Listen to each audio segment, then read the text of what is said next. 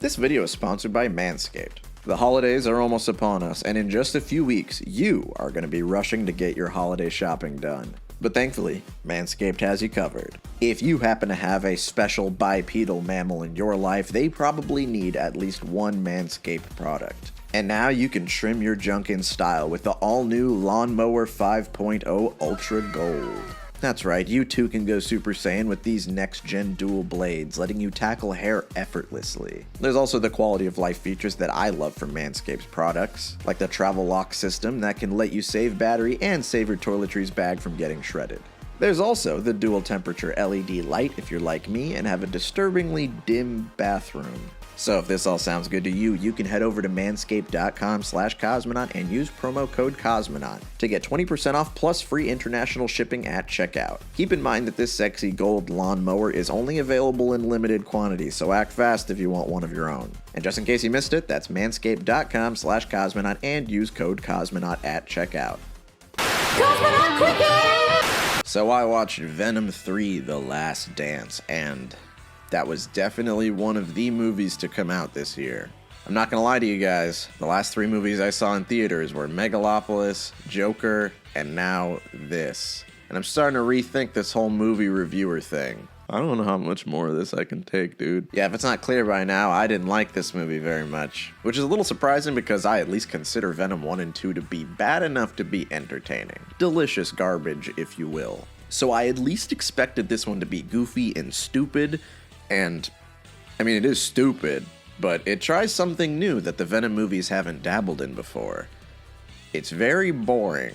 If you ask me, I think Venom is the movie that never should have gotten any sequels. It was kind of on accident. Sony went ahead and shit this movie out, and enough people saw it and thought it was so bad that it's good, that it tricked the studio into thinking that people really actually want movies about Spider-Man villains that don't have Spider-Man in them. Venom 1 doing well has led to this twisted timeline that we live in now, where Madam Web and Kraven the Hunter somehow have their own movies. Look me in the eye and tell me that this was supposed to happen. No, this was caused by a glitch in the universe. Some time traveler stepped on a butterfly or something, and as a result, we are gonna get a big wheel movie in 2026. But the thing is, the people who made Venom 2 seem to at least be in on the joke. That movie's only 90 minutes long, it's absolutely absurd at every turn, and it somehow manages to be fun to watch.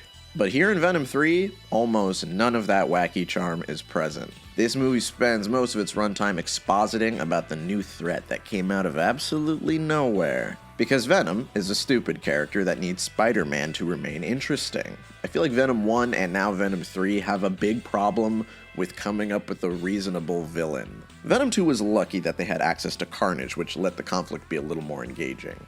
But in this movie, Venom has to fight an alien that the new big bad sends to hunt down symbiotes. And maybe it's just me, but I have a little trouble getting invested in a story where the primary antagonist is literally the main villain's lapdog.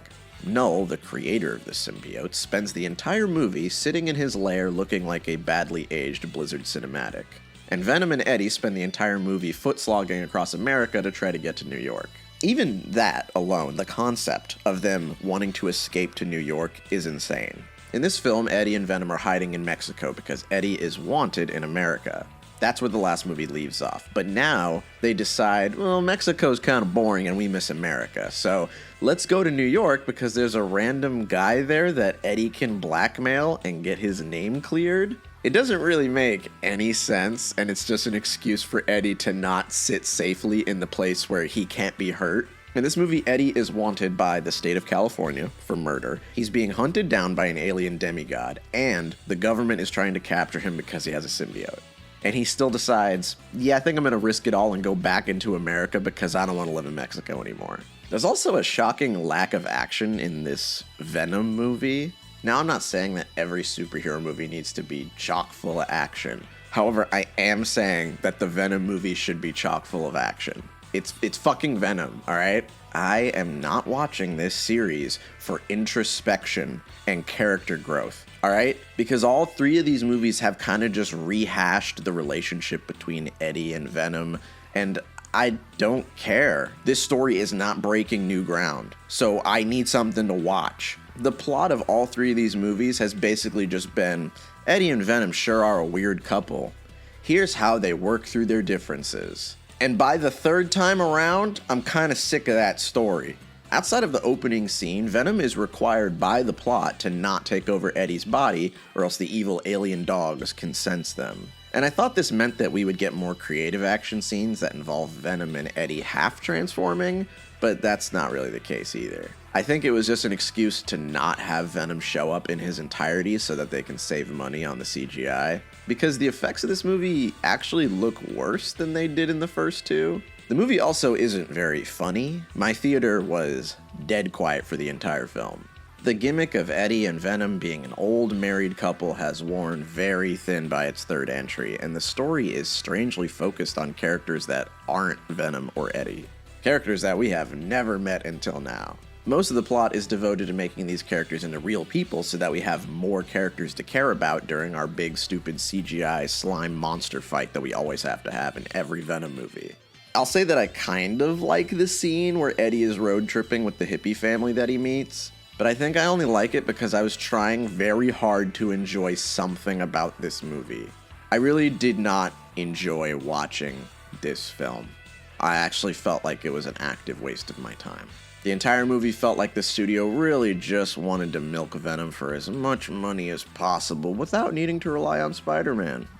It felt like it was of the same level of quality as a bad Disney Plus MCU show, created just so we can keep the character alive in the public consciousness. Created solely because the other two movies made money, and, well, of course that means we need to make another one. So yeah, personally, I'm done with Venom movies. The joke was funny for a while, but it's gotten old. I'm over it.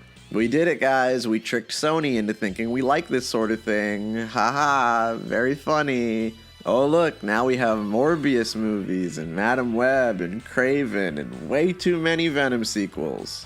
What's crazy is that not a single one of these movies is good, and they're still making them. So please don't watch Venom 3. You don't need to. Trust me, you're not going to get much out of it. I need this madness to end. 2 out of 10, bad movie. Hey guys, I'm here to tell you a quick update about the next videos coming out. As some of you know, I had a video planned for Halloween, but it's taking a bit longer than expected. It's a big one, and I want to make sure it's as good as it can be. It's a little bit of a passion project that I've been working on for a few years. Also, with any luck, the next picture show should finally be free from copyright hell before that. So probably sometime next week, expect that video, and then a little bit after that, we'll have what was supposed to be the Halloween special. And then, of course, in December, we have our big winter project. Some of you already know what it's going to be. It's something a little different this year, but I think you guys are going to like it. Anyway, thanks for being patient. Bye-bye.